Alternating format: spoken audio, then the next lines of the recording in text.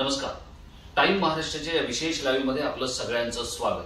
पंडित राजकुमार शर्मा यांनी टाइम महाराष्ट्राच्या माध्यमातून एक भविष्यवाणी केली होती. जुलैच्या आधी महाराष्ट्रातलं सरकार, ठाकरे सरकार गडगडेल असं ते म्हणाले होते.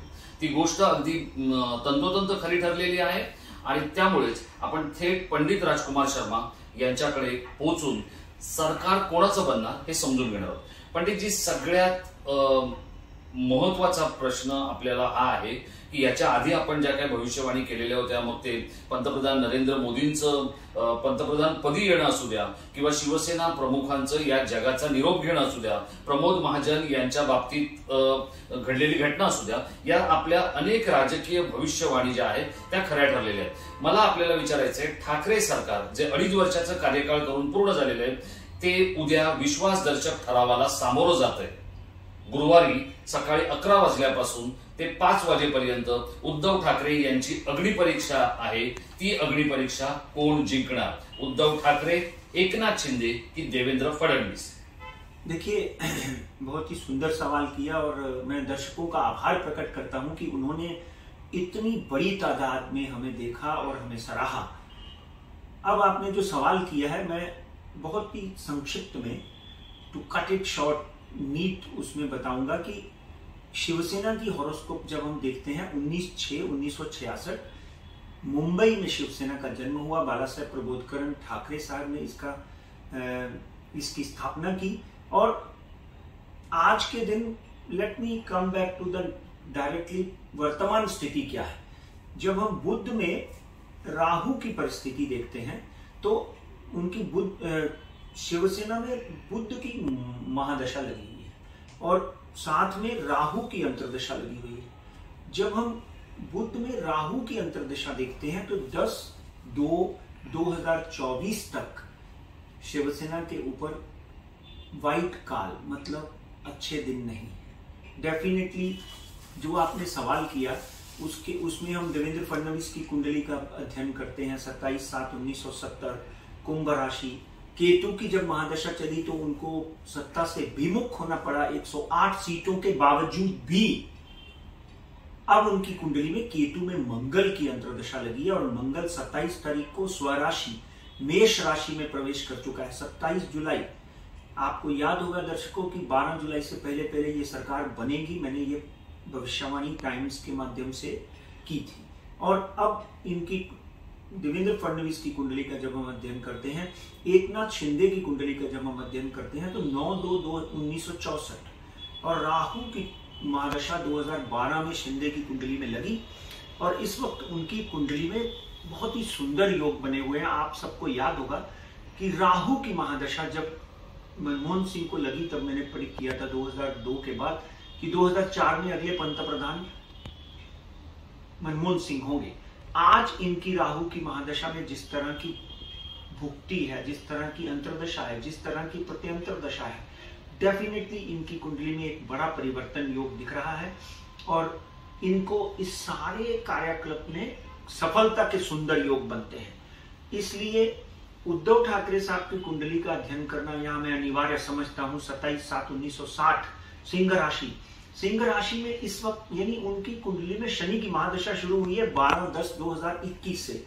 जब हम 12/10/2021 से शनि की महादशा की बात करते हैं तो सिंह राशि का स्वामी सूर्य है और शनि जो है वो रूस सूर्य पुत्र है. इसलिए शनि की महादशा इनके लिए 15/10/2024 तक अच्छा समय नहीं लेके आई हुई उद्धव जी के लिए. लेकिन ये जो विश्वास दर्शक ठराव जो है ये सम्मत होगा किसके तरफ होगा? इसका जवाब क्या है? देखिए, आज 29 तारीख है. आज सुप्रीम कोर्ट में इसकी सुनवाई है. उसका क्या होगा भगवान जाने. मगर कल या परसों विश्वास मत, जो फ्लोर के ऊपर विश्वास मत के लिए जब ये लोग जाएंगे तो उद्धव जी की कुंडली देखकर 27 जुलाई 1960 की, उनमें शनि की महादशा 15/10/2024 तक. और यहाँ मैंने शिवसेना के बारे में भी आपको सबको बताया. तो ये इनके लिए वाइट काल, मतलब अच्छा समय नहीं है. इसलिए मैं तो उद्धव जी से एक ही प्रार्थना करूंगा आपके मंच के माध्यम से कि उनको अपनी हेल्थ का ध्यान रखना चाहिए. बिल्कुल कतई, सत्ता आती रहती है, जाती रहती है, समय बदलता रहता है, रंग राजा बन जाता है, राजा रंक बन जाता है, तो अपनी हेल्थ का ध्यान रखना चाहिए। विश्वास मत, कल हो या परसों भारतीय जनता पार्टी और शिंदे गुट जो है वो विजयी होंगे। आपको याद होगा धनंजय महाडिक के बारे में, आपको याद होगा भारतीय जनता पार्टी के 5 MLCs के बारे में, ये भविष्यवाणी हमने जब की थी। इस वक्त भारतीय जनता पार्टी की कुंडली, नरेंद्र मोदी की कुंडली और उसके बाद चंद्रकांत दादा पाटिल की कुंडली और साथ में देवेंद्र फडणवीस, इन चारों कुंडलियों का जब हम समावेश करते हैं तो एक बात साफ नजर आती है कि भारतीय जनता पार्टी और देवेंद्र फडणवीस इसमें विजयी होंगे और अगले मुख्यमंत्री देवेंद्र फडणवीस 12 जुलाई से पहले होते हुए दिखाई देते हैं। ये 3 दिन में होगा कि 12 दिन में होगा, ये समय बताएगा। पंडित जी, जहां तक एक मेरा सटीक सवाल है, आप कई लोगों के लिए जो एस्ट्रोलॉजी यानी ज्योतिष या भविष्य के बारे में कंसल्टिंग करते हैं, प्रधानमंत्री कार्यालय में भी कुछ दिन पहले या उनके निवास पर भी आपको बुलाया गया था। चंद्रकांत दादा आपको मिले, इसके लिए मीडिया के कई सारे मेरे जैसे सहयोगी आपके पास पहुंचे थे, लेकिन आपने बात नहीं की। क्या इन दिनों आपके पास आने वाले लोगों का तांता लगा हुआ है, वो आप राजनीति की भविष्यवाणी करते हैं इसलिए, या आपकी सटीक भविष्यवाणी सही हो रही है इसलिए? आप भाजपा की तरफ पक्षपात कर रहे हैं, ऐसे कुछ लोगों की सोशल मीडिया पर टिप्पणी है, तो क्या वास्तविकता है? वास्तविकता तो ये है कि जब महाविकास आघाड़ी बनी तब मैंने उद्धव जी को चीफ मिनिस्टर की भविष्यवाणी कर दी थी। मेरी भविष्यवाणियां मेरे साईं की कृपा से सच्ची होती हैं। आपने ही बोला तंतो तर खरी ठगी, तो आप लोगों के माध्यम से जो मैं भविष्यवाणियां करता हूं वो सच होती हैं, इसलिए लोगों का तांता लगा रहता है। भारतीय जनता पार्टी के साथ या कांग्रेस के साथ या शिवसेना के साथ मेरा पर्सनल व्यक्तिगत कोई संबंध नहीं। और आपने चंद्रकांत दादा पाटिल की बात करी, तो वो अपने व्यक्तिगत कारणों से मेरे पास आज से नहीं बहुत सालों से आते हैं। जब वो RSS में थे तो बहुत से लोग मेरे पास में सालों से आते हैं, चाहे वो कांग्रेस के हैं, चाहे शिवसेना के हैं, चाहे भारतीय जनता पार्टी के हैं।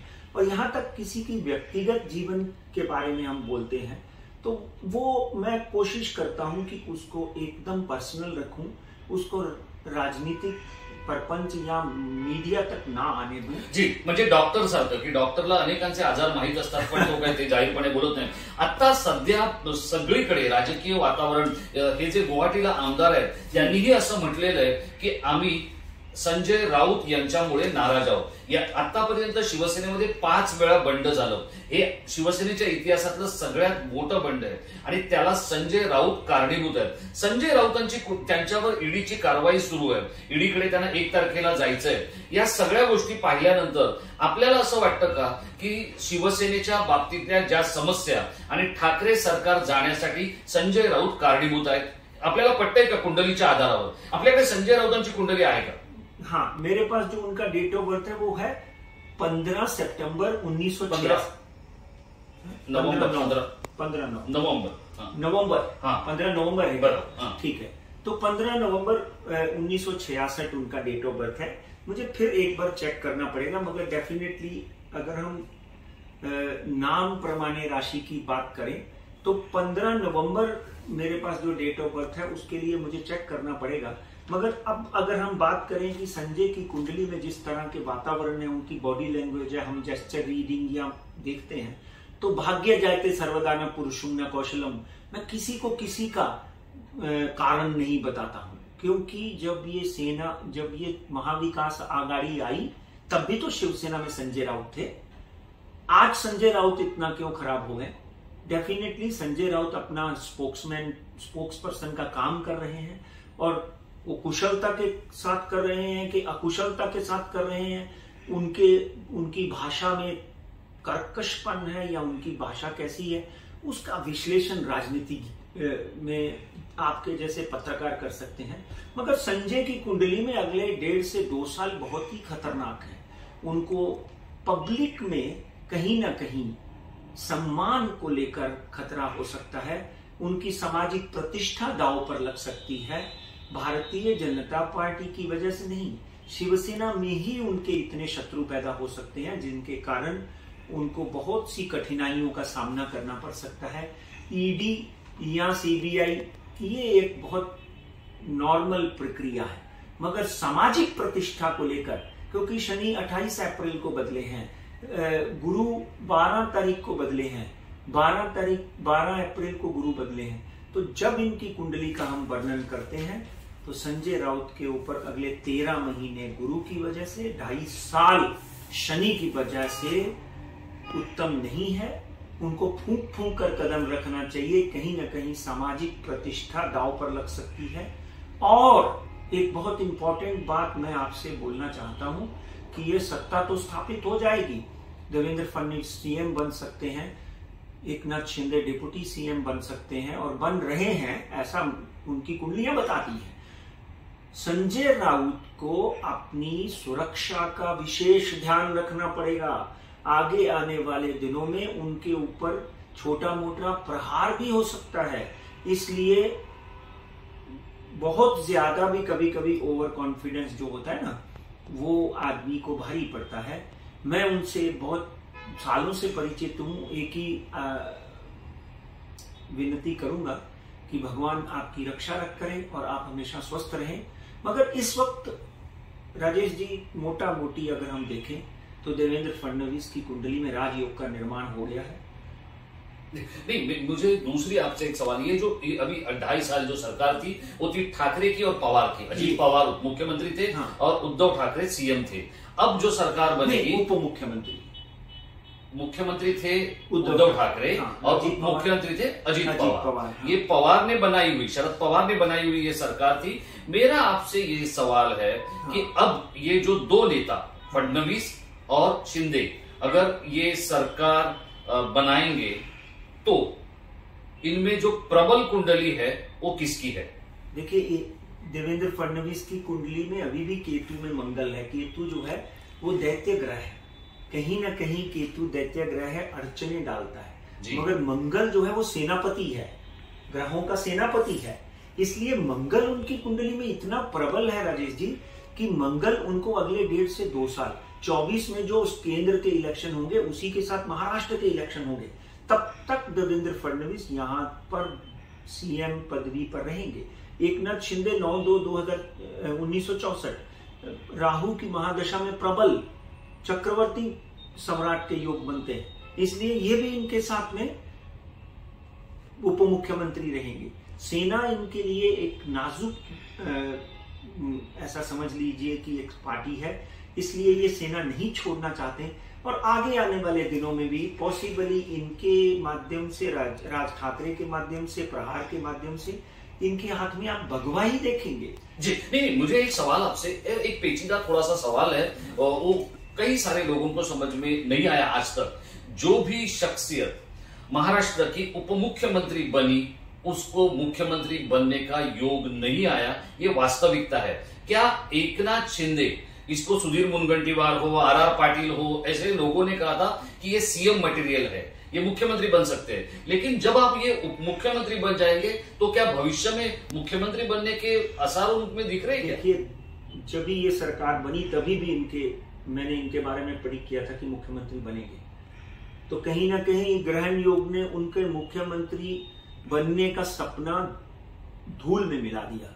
मगर इस वक्त उनकी कुंडली में जब तक राहु की महादशा चली हुई है, राहु की महादशा के हिसाब से डेफिनेटली 2032 तक एक बार एकनाथ शिंदे महाराष्ट्र प्रांत के मुख्यमंत्री बन सकते हैं। तब भी इसी तरह की महाविकास आघाड़ी होगी। एक बार ध्यान से सुनिए, एकनाथ शिंदे जिसका नेतृत्व करेंगे और एकनाथ शिंदे मुख्यमंत्री बनेंगे। मगर इस वक्त एकनाथ शिंदे उप मुख्यमंत्री बन रहे हैं और देवेंद्र फडणवीस जो है वो मुख्यमंत्री बन रहे हैं।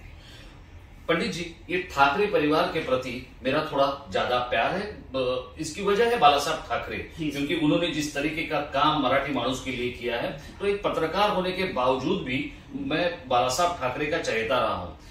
मला एक सांगा की शिवसेना संपणार असं म्हटलं जात आहे किंवा असं म्हणताय, मला एक विचारायचंय, आदित्य ठाकरे यांच्या हातात शिवसेना सुरक्षित असणार का? शिवसेनेचं भवितव्य काय असणार? देखिए, मैं तो एक बात ध्यान से सुन लीजिए मेरी बात। ये समीकरण कहां जाकर चेंज होंगे, कहां नहीं चेंज होंगे। आदित्य की कुंडली में गुरु की महादशा लगी है 2035 तक, और मैं ये ऑलरेडी भविष्यवाणी कर चुका हूं कि आदित्य ठाकरे इस महाराष्ट्र प्रांत के मुख्यमंत्री बनने की कुंडली है उनके अंदर। हर वक्त आदमी को कोरोना थोड़ी होता है, हर वक्त आदमी के ऊपर वाइट काल थोड़ी होता है। समय बदलता रहता है। भाग्य जायते सर्वदा न पुरुषम न कौशलम। चाय बनाने वाला व्यक्ति प्रधानमंत्री बन जाता है, ये क्यों नहीं समझते आप? गुरुद्वारा में जूते साफ करने वाला व्यक्ति राष्ट्रपति बन जाता है ज्ञानी जैल सिंह। इसलिए आदित्य ठाकरे की कुंडली बहुत मजबूत है। ध्यान से सुनिए मेरी बात। मगर इस वक्त उनकी कुंडली में भी कहीं ना कहीं ग्रहण योग लगा हुआ है। उसमें सबसे बड़ा जो मेन जो कुंडली का जो हम लोग समावेश लेते हैं वो उद्धव ठाकरे साहब की कुंडली, आदरणीय मुख्यमंत्री साहब, उनकी धर्मपत्नी रश्मि ठाकरे की कुंडली और शिवसेना की खुद की कुंडली जो शिवसेना बनी 1966 में। तो यहाँ पे तो हम भवन की कुंडली भी बनाते हैं कि ये भवन है, इस तारीख को इसकी स्थापना हुई, इस तारीख को इसकी। तो डेफिनेटली सुरक्षित नहीं, शिवसेना उठकर वापस आ सकती है अगले 4 साल के अंदर। 2024 तक डेफिनेटली शिवसेना के ऊपर और उद्धव जी के ऊपर अच्छे दिन नहीं है। और इसमें एक बहुत बड़ी आकस्मिक एक आदमी की एंट्री हो सकती है, उसका नाम होगा आगे जाकर राज ठाकरे। हे आहेत पंडित राजकुमार शर्मा। त्यांनी आता एक नवा आणखी ग्रह आपल्या समोर सोडलेला आहे महाराष्ट्राच्या राजकीय सारीपाटावर। त्याचं नाव आहे राज ठाकरे। आतापर्यंत शिवसेना 5 वेळा बंडाला सामोरी गेली आहे। सगळ्यात मोठं बंड जरी झालं असलं तरी शिवसेना ही आदित्य ठाकरे यांच्या हाती सुरक्षित असेल, पण त्याच वेळेला उपमुख्यमंत्री जरी व्हावं लागलं तरी एकनाथ शिंदेच्या ललाटी मुख्यमंत्री पदाचा योग आहे असं पंडित राजकुमार शर्मा सांगतायत। त्यांची भविष्यवाणी आतापर्यंत तरी खरी ठरली आहे। याच्या पुढे काय होणार आहे हे येणारा काळ आपल्याला सांगणार आहे। पंडितजी, आपण आपला अमूल्य वेळ दिलात त्याबद्दल आपल्याला खूप खूप धन्यवाद। आणि महाराष्ट्राच्या कष्टकऱ्यांना आणि कामकऱ्यांना चांगले दिवस येवो आणि आषाढी कार्तिकीच्या निमित्तानं सगळ्या गोष्टी मंगलमय हो एवढीच आपल्याकडे आणि सद्गुरूंच्या चरणी आपण प्रार्थना करून इथेच थांबूया। सर्वे भवन्तु सुखिनः, सर्वे सन्तु निरामय, सर्वे भद्राणि पश्यन्तु मा दुःखश्चित्। सब लोग सुखी रहें, आरोग्य रहें, यही हमारी प्रार्थना। धन्यवाद पंडित।